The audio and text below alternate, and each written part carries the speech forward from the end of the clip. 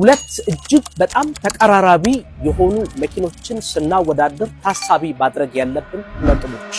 ሰላም፣ ሞገስ ሞተርስ ነው። አንደኛ ዲዛይን ኤንድ ቢልድ ኳሊቲ።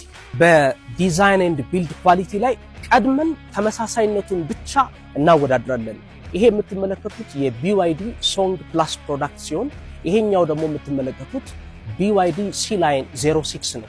የሁለቱም አንድነት ኤሮዳይናሚክ ፔኔትሬሽን ወይም ደግሞ አየርን ሰንጥቆ ለመሄድ በሚያስችል የኮንስትራክሽን ዲዛይን የተሰሩ ሆነው ፊታቸው ደግሞ ዘ ድራገን ፌስ በመባል ይታወቃል። ልክ የዘንዶ ፊት ቅርጽ ያላቸው ናቸው። ሁለቱም ረዘም ያለ ስሊክ LED ላይት ያላቸው።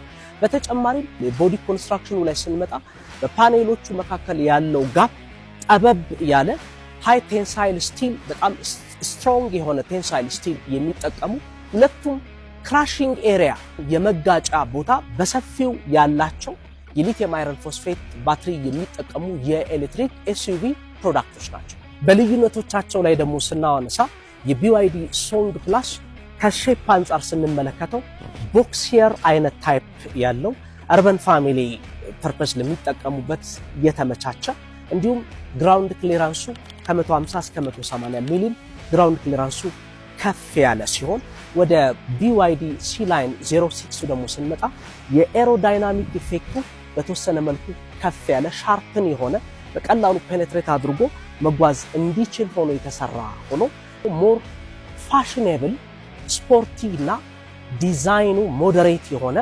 የኤሌክትሪክ መኪና ሆኖ ከቦዲ ቅርጽ ከቻሲስ ጋር ተያይዞ በዚህ መልኩ ልዩነት ያላቸው ናቸው።